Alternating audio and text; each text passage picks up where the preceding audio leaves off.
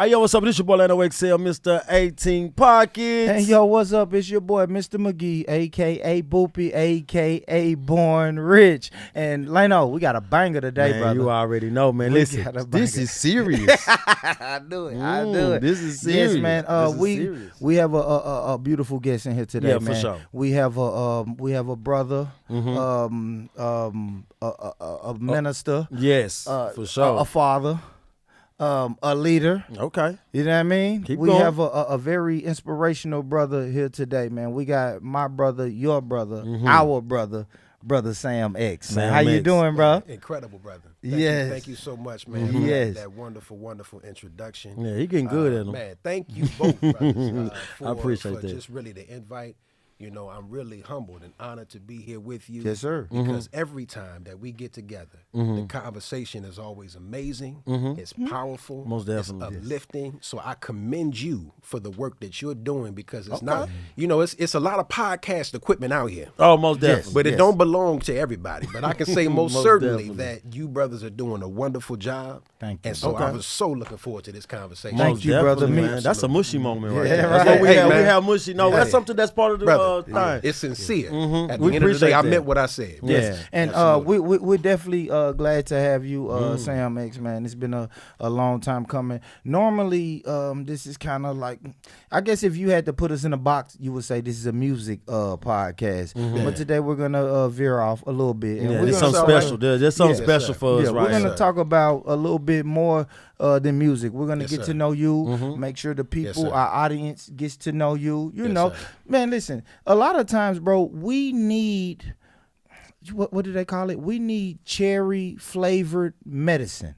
If that Okay. makes sense, Yeah, bro. most definitely. You know what I I got mean? you. Yes, like sir. we can do our Yeah. bullshit all we want to, but sometimes we just need a little medicine, man. Yes, but sir. you got to put a little, you know, for our people, Right. you got to put a little flavor, A little in flavor you with know, it, most a definitely. little Lowry's Most in it. definitely. Yeah, I But mean, for sometimes our water people. ain't good. Yeah, but if you put a little lemon in it, You know Then what? I'm gonna drink it all day. Brother, you know what you just said reminds me of the words from the Honorable Minister Louis Farrakhan. You know, he's met with the rappers. I'm talking about your Fat Joes, all of them. He met with them several times, and you know, one of the things that he did is that he guided those of us in the music industry that since you are so powerful with the words that you are conveying to the youth, you have an impact on them. So he said, you know, brothers, the message that you give.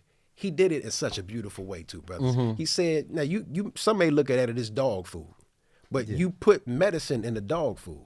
So in other words, that even though you give whatever is in your rap and whatever's in your message, you know, you shoot them up, bang, bang, kill them, sell all the dope that you want to. Yeah. But within that, put something that's positive and uplifting, at least one of them tracks. Yes, most definitely. You know what I Most mean? definitely. That's going to help raise the consciousness and vibration in people. So you were exactly right. No, in what I you love said, it. I love it. brother. Yes, sir. I it's my brother Lano. sure, I like that. Now, when you listening to the hip hop music and you hear your shoot 'em up, bang bang, what do you do when a brother like Meek Mill drop his what we would call conscious or positive track? Do you I'm not skip gonna it use, or I'm do not you gonna listen use to Meek it? Mill. Of course, I will. There are times I do skip it, but I'm gonna say not Meek Mill, right? Because I like Meek Mill. Yeah. But a Common. Right.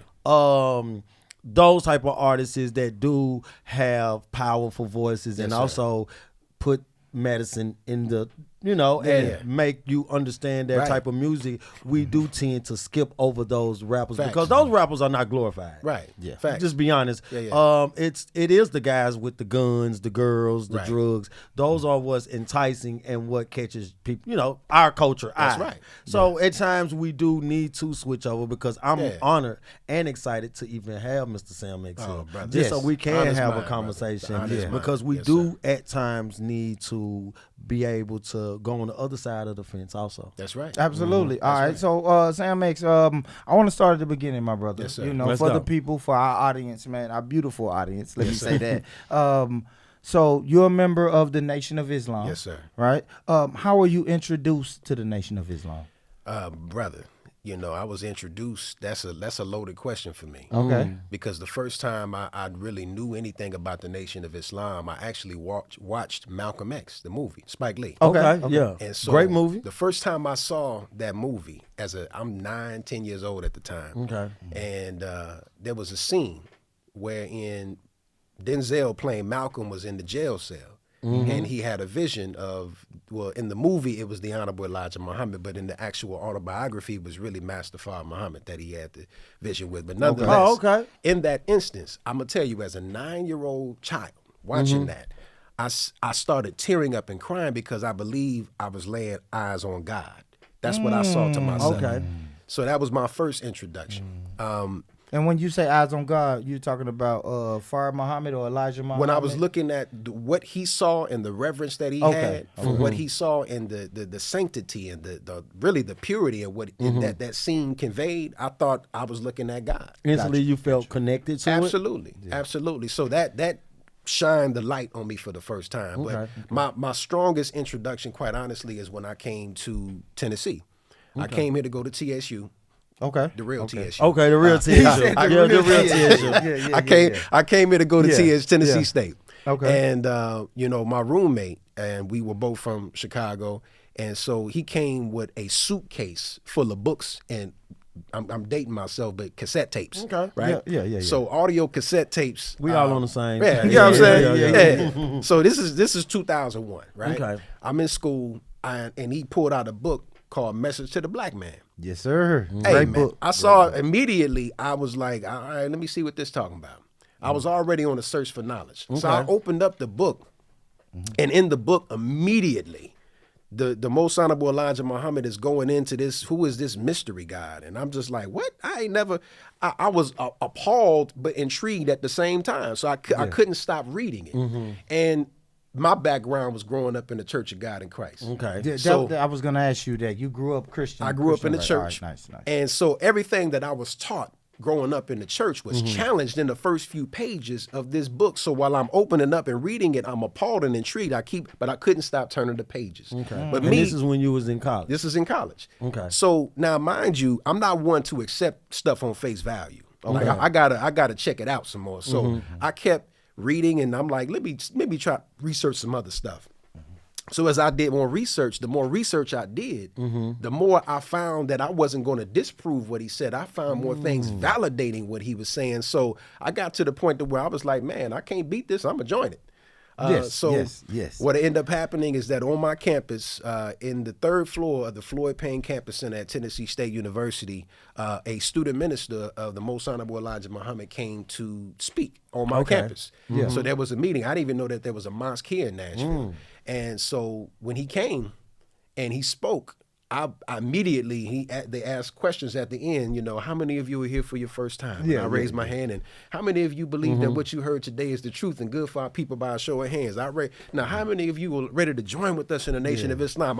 I stood up. I was like, hey, man, sign me up. And from that point forward, and then the guest speaker was a minister who came out of New York back in the 60s. And now he was an elder, or what we call a pioneer minister, but the minister of the mosque here in Nashville historically has been Minister Abdul Majid Muhammad. He was my first minister. Your first minister, okay. And so he also came into the Nation of Islam in 1960. And I remember when I first laid eyes on him, I said, I got to help him. And from that day, I signed up, never looked back. This is 2002 at this point. So here we are 22 years later, and I'm still here. I want to ask this right here. I want to go back in what you were saying.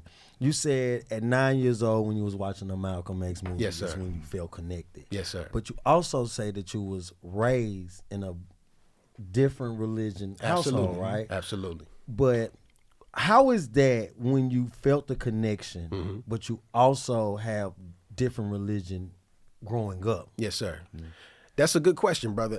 Quite honestly, I was one of them ones. Okay.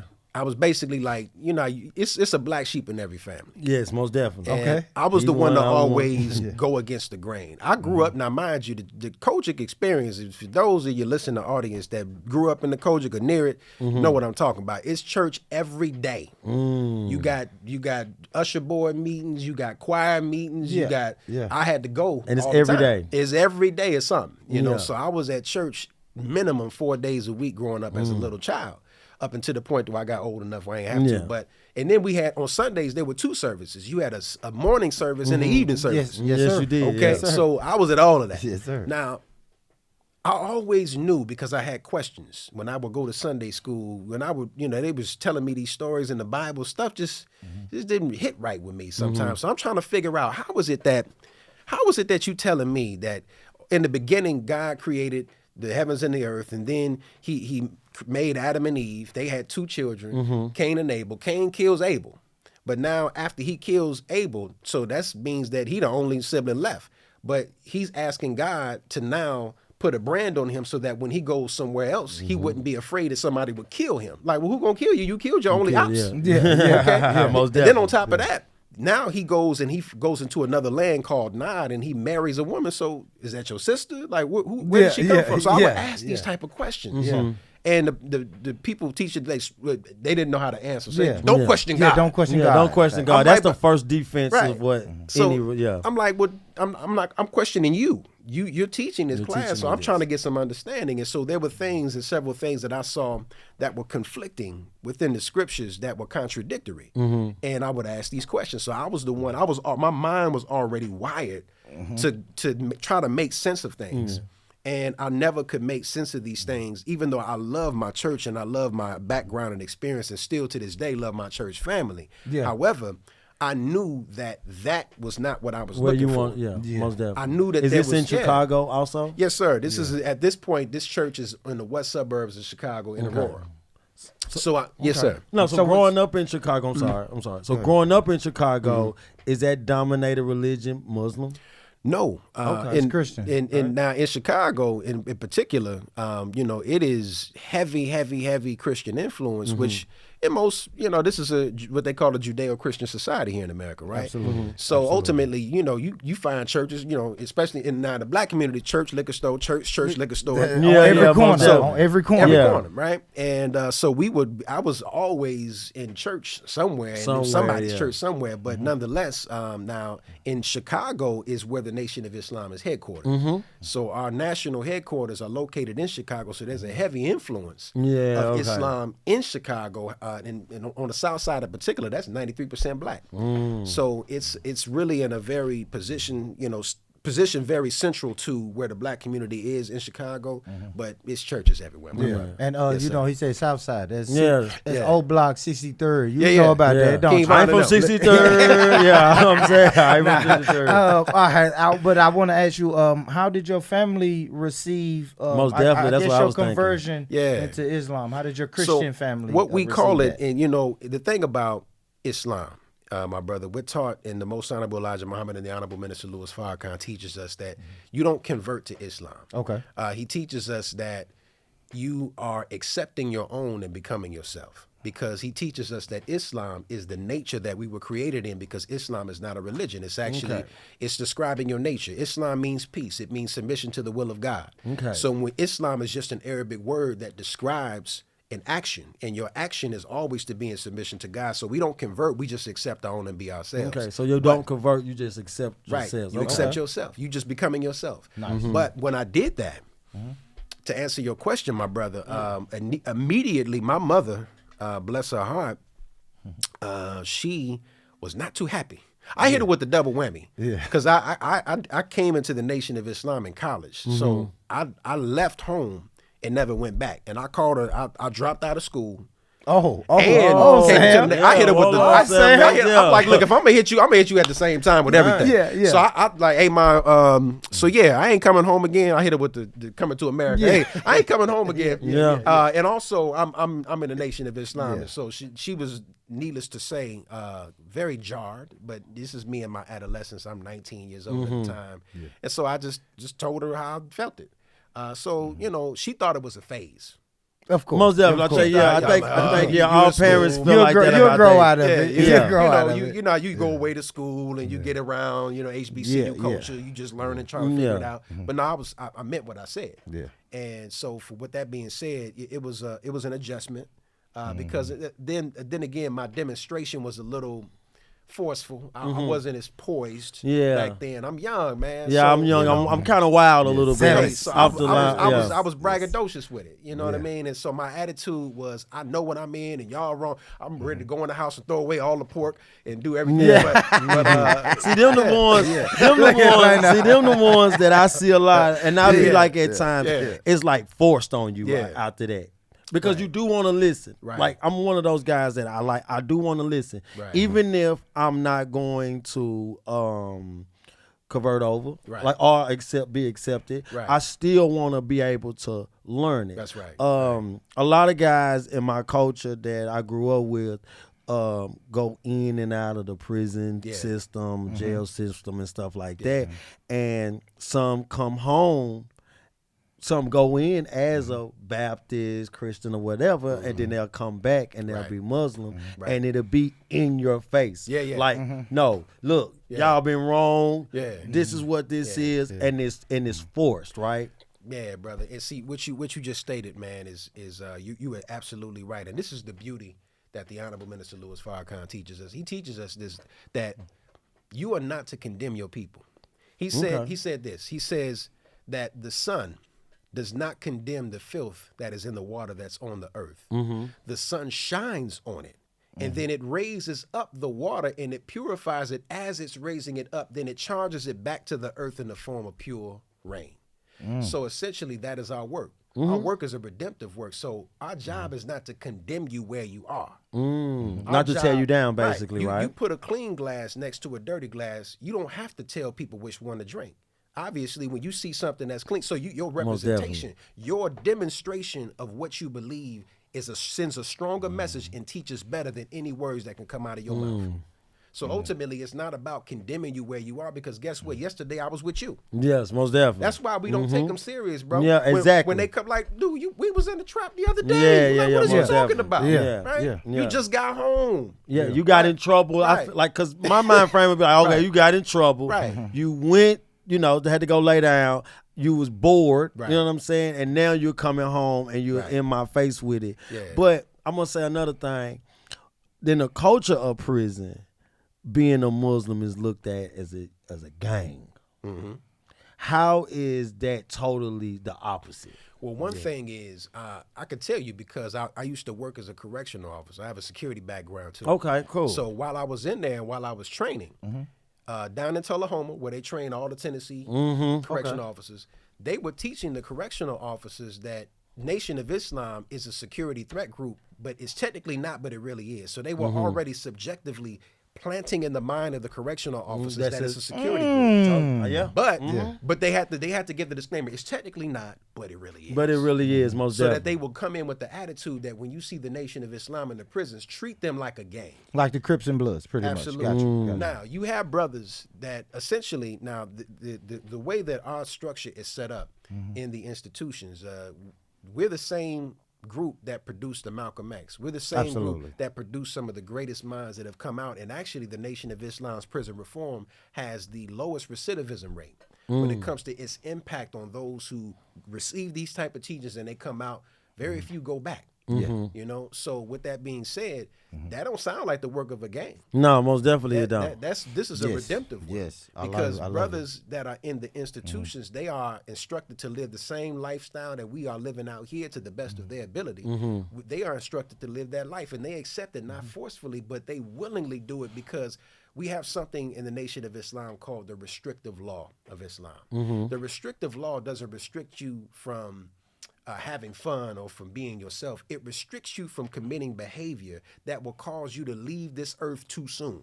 So essentially, things that we are putting doing yourself that at are high killing risk. ourselves. Yeah, putting yourself at high risk. We're restricting that behavior because we are designed to protect the life that God has given us. So in the institution, whether it be inside or out, inside of the belly of the beast, as they call it, brother, it is a particular work that is done to show them how to live a better life so that when and if they have the opportunity to come out, they can be even more successful on the outside than they were on the inside. Let me ask you this, Sam X. So now you said when you guys go, so let me get this straight. So like the prison reform group of the Nation of Islam, they go into prisons, Yes, sir. and talk to people. Absolutely. I guess give the people one key or two keys or two major important points that you tell these guys when you walk into that prison. Yes, sir. To help them brothers out. Well, brother, the main thing that we are giving the brothers in there are study guides that were produced by the Honorable Minister Louis Farrakhan called Self-Improvement, the Basis for Community Development. Okay. So in there,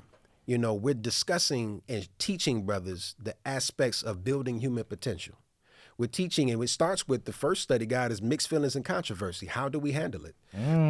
These are real life subjects. Absolutely. Right? Building the will. There's 4 parts to that. We're talking about hypocrisy and conspiracy, dealing with all aspects of real life to teach them how to live their lives more effectively. We're giving them manhood principles because essentially many of our brothers who go in, especially young, they go in from the mindset that they learned in the hood, which is really, it's not really a masculine mindset. It comes from It's still a child. It's still Absolutely. a child. 12, Absolutely. 13, 14-year-old mind frame. It's really still. some what they call epsilon male type of mentality where being overly aggressive and having to flaunt and flex on everything, that's not genuine masculinity. So we're teaching manhood principles because the FOI, it means the fruit of Islam, the name given to the military training of the men who belong to Islam in North America. So those are the principles that are being given to the men to make them a better version of who they used to be. That is essentially what's being taught. Nice. I like the man principles, like you Nice. said, because it's from just the outside looking in, right? I always looked at you guys as like if you're gonna be a Muslim, Muslims carry themselves a totally different way. Yes, sir. And I like what you said is that when you are a Muslim, you're gonna act accordingly, basically. That's right. right. It's That's gonna right. be so. What happens to people that don't act accordingly? That's a Muslim. Like, do you guys bring them closer, talk to them, Well, brother, Or kick them out. Well, brother, the goal is never to kick out. Gotcha. The goal, we have an expression in Islam is that I want for my brother what I want for myself. Okay. So anytime my brothers, we all fall short. Most definitely. So we do what we call pull your coattail. Okay. So if a brother is doing something he don't need to do, it's my job as your brother because I love you and I want for you what I want myself. Hey, man, let me talk to you for a second. Yeah. You pull your brother to the side. I'm not finna go broadcast this because I ain't with that energy. I'm not finna go tell everybody, you see what he did. I think that's what people don't listen, right? When you go and broadcast, nobody want to Absolutely. listen. So yeah. no, it's my job and my duty as your brother that if I see you falling short and I can be of assistance to help you to pull you closer, and hey man, straighten this out, Chief. Like, as a brother to help you correct your behavior. Now, if brothers continue on a certain path, we do have structure in the Nation of Islam. Yes. So if we were to keep violating, there is a process for that. But brother, the goal is ultimately just to help us improve in our behavior. Got you. That's Got it. you. Ain't Yes, nothing sir. wrong with that. No, and ain't I nothing wrong know, with that. and I know that the Honorable Minister Farrakhan is vital Absolutely. to this organization. Absolutely. To this movement, this way of life. Have you ever met the minister? Brother, I've been blessed to meet the minister. Yes, sir, I have. Oh, that's Yeah. wonderful. What was that experience Yes. like? Break Brother, that down. let me tell you something, man. Any and every time I had the opportunity to meet the Honorable Minister Louis Farrakhan, it is a life-altering experience. It was more than one. Yes, sir. Oh, okay. The first time I had the opportunity to meet the minister, honestly, was 2010. I had a chance to go on stage and shake him for something. Shake his hand and not shake him. Yeah, Yeah, I I'm was finna say, I was what like, what, man? Lord, don't let me get that straight right Yeah, away. shake his hand, most definitely. And I had the opportunity to do that then, but where I formally met him was when he came to, we attempted to bring him to TSU in April of 2012. And the school, my beloved alma mater, they at first said that he can come, and then they said he couldn't, then they said he could, then they said he couldn't. Okay. So we ended up having Security to go to, issues? No, it was issues. They were being pressured Okay. from government entities not Gotcha. to allow the minister on the campus. Gotcha. So we ended up having to go to Jefferson Street Baptist Church. Okay. So I Okay. ended up having the opportunity to meet him then. But just ultimately, brother, that experience, I can tell you that he possesses an aura, my brother, Yeah. that his energy is so amazing. Like you literally feel as if you are in the presence of divinity. He has such a humble spirit. Not fake humble, Genuinely humble. where you know that he is honored to meet you, where you know that You can feel it. he is just as excited to see you as you are to see him. Yeah. And every moment that I had the opportunity to spend with him, if it's at dinner, I'm gonna tell you, he's teaching the entire time. He is imparting wisdom, and he's doing what the elders are supposed to do. Absolutely. And Yes. that is to lift up the young people. He's watering the seeds. Absolutely. So he is spending hours at his table watering and feeding the people. So it is an absolute amazing experience. And I will say that those are experiences that I would cherish for the rest of my entire life. And there are things that he said to me in certain meetings, brothers, that are still revealing to me right now in this day. Things that he said to me over 10 years ago that, man, it makes sense now. Because you're dealing with somebody that's so wise that he'll plant a seed that's deep enough that it'll manifest and actually come to harvest at the right time. That's the experience. It's big because, like you said, 9 years old, right? Yeah. Watching, even though it was Hollywood, but Right. you understood the message. Right. Yeah. And 2010, Yeah. and now you actually get to shake hands. Huge, right? Absolutely. That's Most huge. definitely. That's huge. I got a question for you. So you said all of these beautiful things about the minister, but if we go onto social media or we watch mainstream news, they will make him seem like a bad guy. Absolutely. Let me ask you this, Yes, brother. In your opinion, what do you think all of this hate or disgust comes from against the minister? Brother, that is a wonderful question. I'm eager to answer. Yeah. So here's the thing. How was Jesus received in his time? When you read in the book of Matthew and you read throughout the gospel, there were apparent enemies that were listed in the scripture. There were Sadducees, and Pharisees, and Sanhedrin, depending on how you say it. But one of those groups were called the scribes, right? So the scribes come from the word scribo, which means I write. These were the journalists of that time. This was CNN, ABC, at Fox, that time, yeah. right? But, yeah. So here's the thing. How did they write about Jesus in his day? Now here it is. He's performing miracles. He's causing the blind to see. He's making the deaf healing hear. people. He's healing people. Yes. He's cleansing the leper, right? Yes. But When they the still scribes had- are sending the words out to the people that he's some hate monger. Now, if you look at just the book of John, and you put that and do what CNN does and what Fox does today, right? Or what ABC does today. They imagine a 60-second soundbite from Jesus in his time. What they did to Jesus 2,000 years ago is what they're doing to a man who's walking in the footsteps of Jesus 2,000 years later. So the work that he has done has been performative. The people in the community know. No. Everybody who has benefited, those who have sat, they know that what they said about him on these news periodicals or on the it's TV, totally false. when you see it for yourself, you know it's false. Yeah, you know it's So that false. lets you know that you're dealing with an enemy who are writing about him and speaking about him online or on social media. They're making him look as if he is an enemy, but he is the greatest friend that we could ever have, because anybody that will tell you the truth and anybody that would do it in a manner as passionate as he and does it in a way that you can accept it, that is the best friend that you can ever have. Nice. Okay.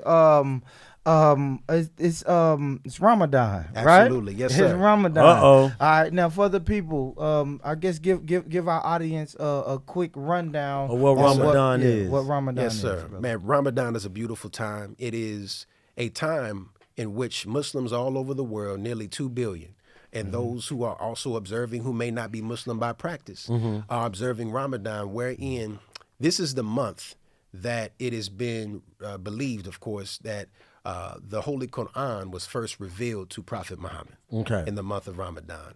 And in that, not the entire book, but the first revelation, it took 23 years for the entire Quran to be revealed to Prophet Muhammad. Okay. So during the daylight hours, in observance of that, what we are instructed and guided and blessed to do is to abstain from things that are natural to us, such as during the daylight hours, from the dawn prayer to the evening, or to the sunset prayer, which is called maghrib.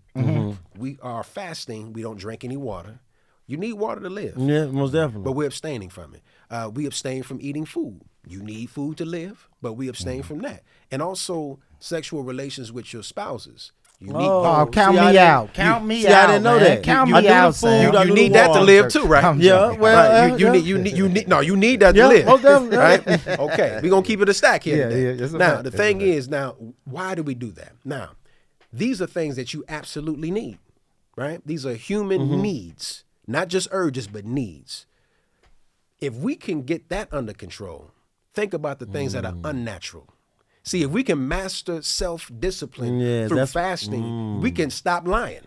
Most definitely. We can- That's hard for me. We can stop stealing. Man, I'm a big liar, man. God. We can stop talking bad about one another. Most definitely. Things that are unnatural to us that we do. The whole thing of disciplining self and practicing self-mastery allows us to gain control over ourselves, so that way we can stop doing the things that hinder our progress and our success. So Ramadan is the time wherein we have the opportunity to work on that. It's much deeper spiritual, other meanings. I mean, I like how you put But- it though. but yeah. Ramadan is basically something that starts right here, and That's it's right. something mentally get you, like you said, not the urges or Yeah. the things that you can't live without. It discipline you. Into That's it. right. It's a spiritual reset. Yeah. Every I year. love it. My favorite, I got a Ramadan story, right? Yeah. We all the same age. Hakeem practice it. Olajuwon. Okay. Yeah. Y'all remember Hakeem Yeah, Olajuwon absolutely. game? The dream. The dream, right? Yeah, absolutely. I'm a big sports fan. Yes, sir. So I tell a lot of people this about Hakeem Olajuwon, because we talk about Michael Jordan flu game, Isaiah Thomas ankle game and yeah, stuff. yeah. But nobody talk about Hakeem Olajuwon during Ramadan when he was in the NBA Finals. That's right. And he scored 55 points without drinking water. That's right. Or eating. That's right. And I don't know if this was true, but how the sportscaster was announcing it was like when they was doing timeout, and he played the whole game. Right. Okay. This the 48 NBA Finals. He minutes. played the whole 48 Gotcha, minutes. gotcha. And he wasn't drinking. And of course, he couldn't eat. But he was wiping his face off like this.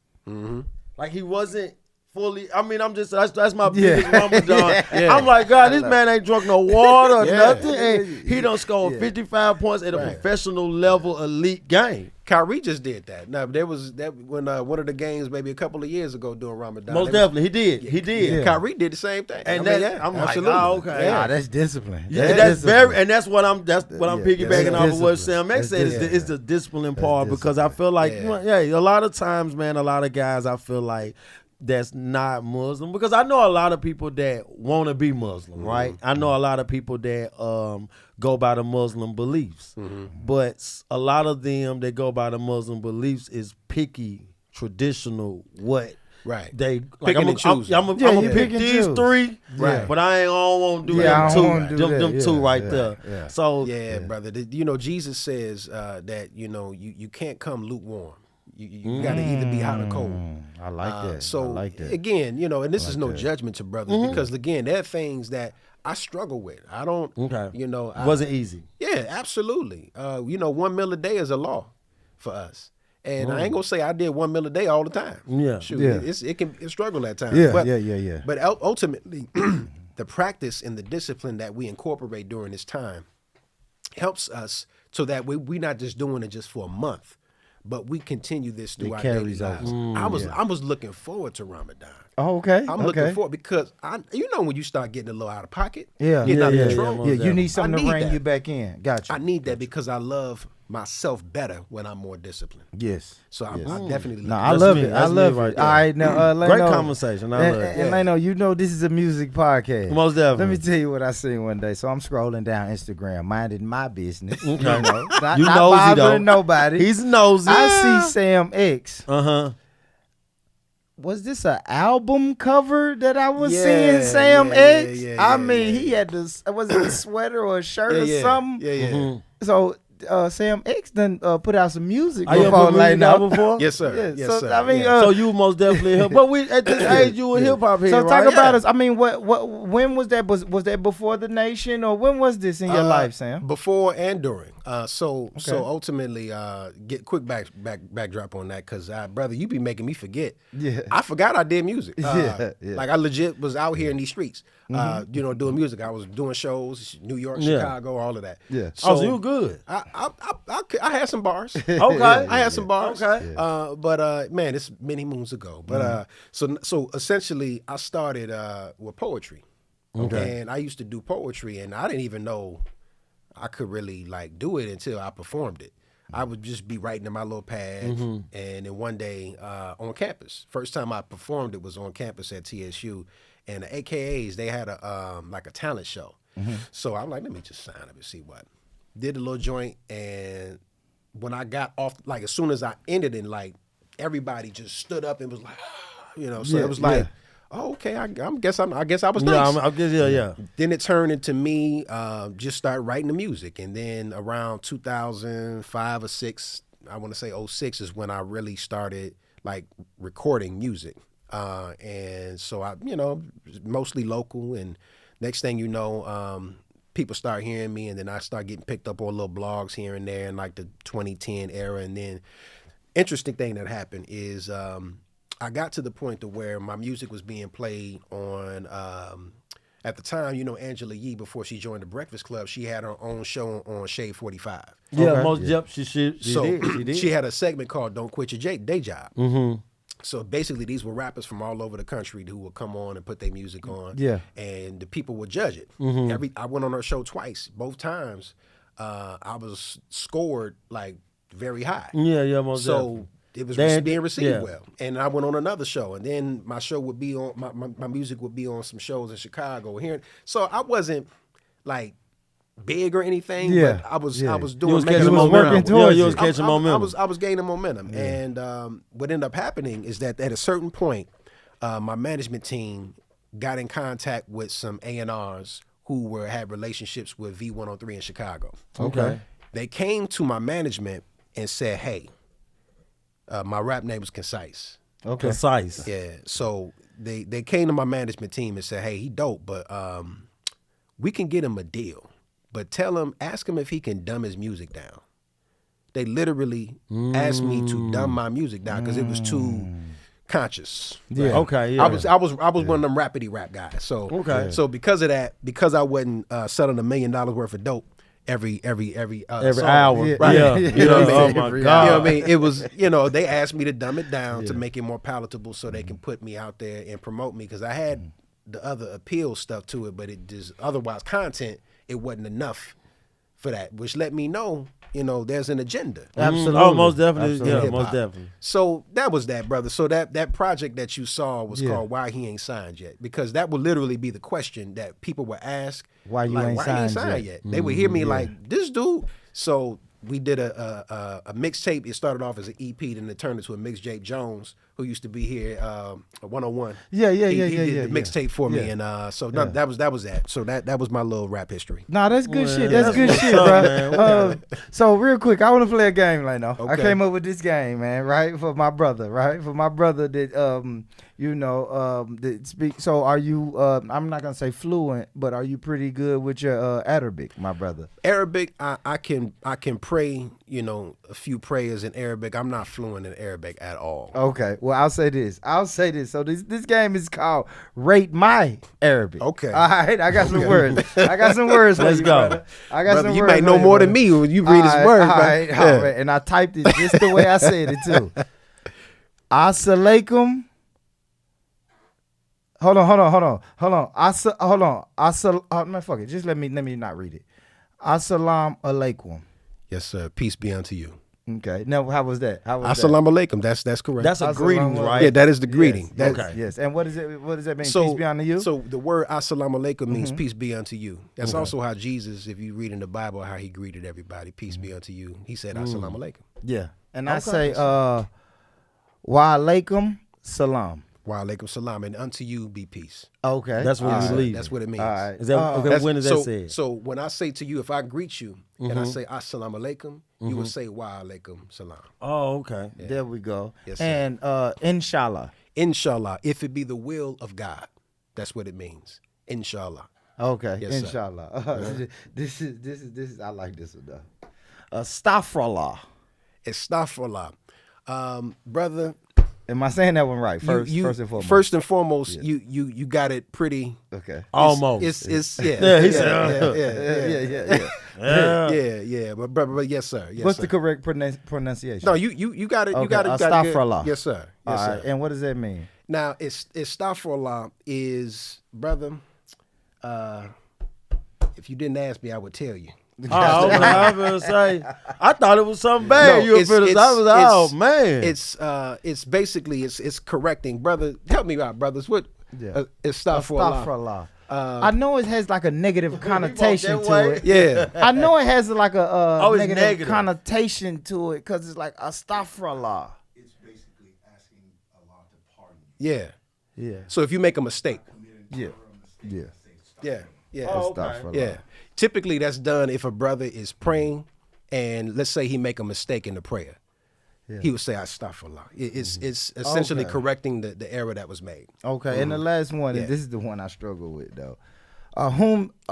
Alhamdulillah. Alhamdulillah. Okay. Alhamdulillah. Yes, sir. Alhamdulillah. Alhamdulillah. Yes, sir. Alhamdulillah. It essentially means praise belongs to God. All praises belong to God. Okay.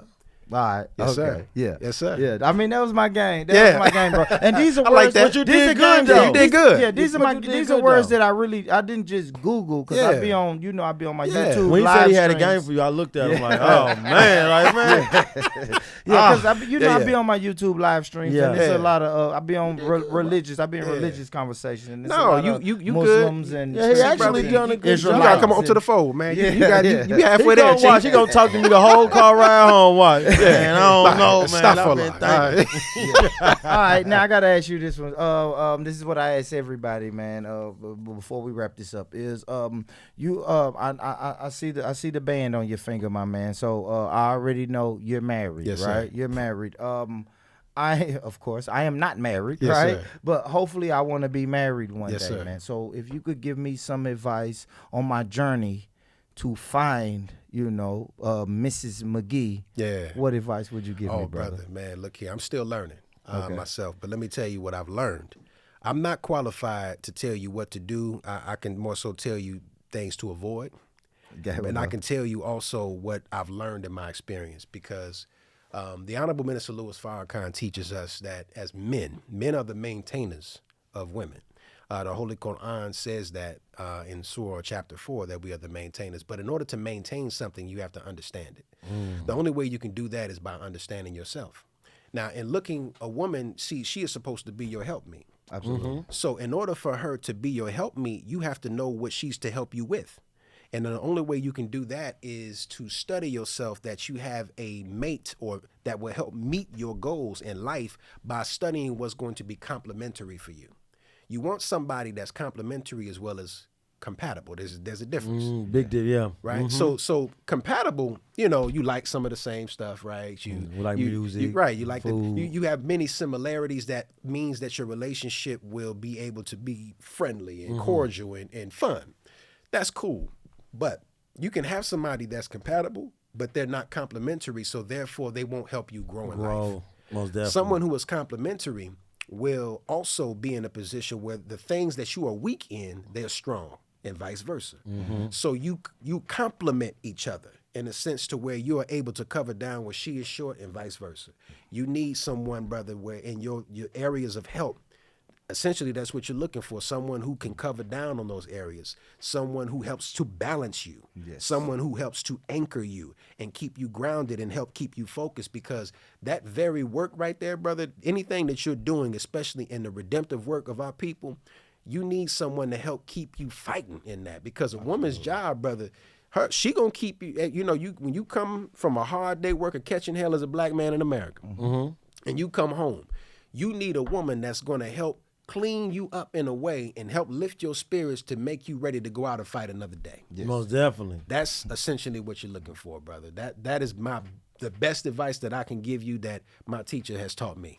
No, That's great. I love it. I love it. Most Brother definitely, Sam. I like that. Well, hey, this has been fun, brother. Yeah. I appreciate it every time Thank we you, link my up. brother. I see you got some books. Tell the Yeah. people about the books you got, So my man. I brought books because the Honorable Minister Louis Farrakhan, he gave an incredible message this past Savior's Day. The subject was, what does Allah and the great Mahdi and the great Messiah have to say about the war in the Middle East? And he is instructing us to study some books to give us some insight. This first book here was a book that Brother Malcolm X used to carry around. It's called We Charge Genocide, the Crime of Government Against the Negro People. Now, essentially in here, it details the atrocity. This was presented to the United Nations. And they presented this, and it was detailed in this book that goes through and shows how we have been targeted really for genocide by our mistreatment here by our own government. And it details that, and this was presented and put forth to the United Nations. So that's the genocide or mistreatment of the American Negro. That's right. Gotcha. Absolutely. Gotcha. Not only primarily American, Okay. but throughout the world. Okay. But the genocide in particular was presented to the United Nations about the treatment that we received from the American government. Absolutely. So this was put together. Ozzie Davis, yeah. he wrote the foreword in the book. Or the preface rather, so that was one book. Okay. Another book that I bought is something that the minister told us to study, was called The Palestine Laboratory. This was written and this is how Israel exports the technology of occupation around the world. This was written by a Jewish journalist, and he was detailing because he lived in Israel. He was talking about his experience and shared exactly how the government operates throughout the world and in its own country. So this is a book that we were told to study. Two good, powerful And books. there was another book he told us to get called Rise and Kill First. And this was a book detailing the assassinations that have come through the Israeli government and through basically governments throughout the world who were targeting people and essentially the murderous plots that have taken place to overthrow governments. So these were books that were encouraged to study because it gives us insight to what we see taking place right now. What we see today. Oh, I love it. Yes, sir, most I love definitely. it. So, Brother Sam, tell the people, man, how they can follow you. How can they hear your message? Any closing words that you really want to make sure that you tell our people while they watching and listening to this, brother? Yes, sir. Well, thank you again, my brothers, for having me here. It's always an honor to share with you what I've gained as a student of the Honorable Minister Louis Farrakhan. I don't have any teachings, but I am a student of the Honorable Minister Louis Farrakhan, and ultimately, I'm sharing those teachings that have literally transformed my life. If anybody wants to know where they can find Muhammad Mosque number 60, we are located presently at 607 West Due West Avenue, which is in Madison, not too far from here. So you're not on Buchanan No, anymore? sir. No, sir. We're not on Buchanan. Buchanan, I should say. I know I'm in Nashville. Yeah. I got to yeah. do is Nashville. He said Buchanan, Buchanan. I got to remember where I'm at. Yeah. Buchanan. So we're not on Buchanan no more. No, sir. And but ultimately, we're there for the time being. We are in the position. We're looking to secure a space that will be able to be suitable for not only a mosque but also a school as well. Oh, okay. So we working on that, and of course the people. It's for the people. People can definitely help and support with that. Ultimately, you can find me online on social media. On my Facebook page, it's Samuel X Gray is the Facebook page, and you can find me on Instagram. It is brother_Samuel_X. I think I got a TikTok with the same name. I don't really do that. Post on that. But in Twitter, same thing, Brother Samuel X. So that's where you can find me. Those are the handles, my brother. Yes, Well, I'm gonna say this, man. So happy to have you on. Thank so you. happy Happy to for be you. And I'm just shining the light and talking about the discipline and just talking about your upbringing and how you felt a connection at 9 years old, and just how you stood up and said this is what you really wanted to do. Yes, sir. Happy to have you on. Man. We Honored, brother. as a team, we talked about this. I was like, yo, I'm just happy. Yeah. Like I said, listen, Tell him about the guys off camera. I get some guys off camera, man. Look, I've been like this the whole time. I came in and I seen these guys, and I was like, what engineer? You know what I'm saying? What about engineer? They ain't got them tied up to it, man. Taylor. But Sam Mace came and delivered a powerful message, y'all. I want y'all to make sure that y'all tap in with this interview. This is a powerful interview right here, and I want to say thank you, brother, my brother, for coming on. Absolutely. And I'm going to tell everybody, y'all already know how I'm going to end this. This your boy, Lano XL. If ain't nobody told y'all anything, I'm going to tell y'all two things. Get money, stay true, get money. And yes, sir, man. If nobody told you today that they love you, let me be the first one to tell you. I love you. I love you. I love you, family. You're beautiful. Peace. Peace. Peace.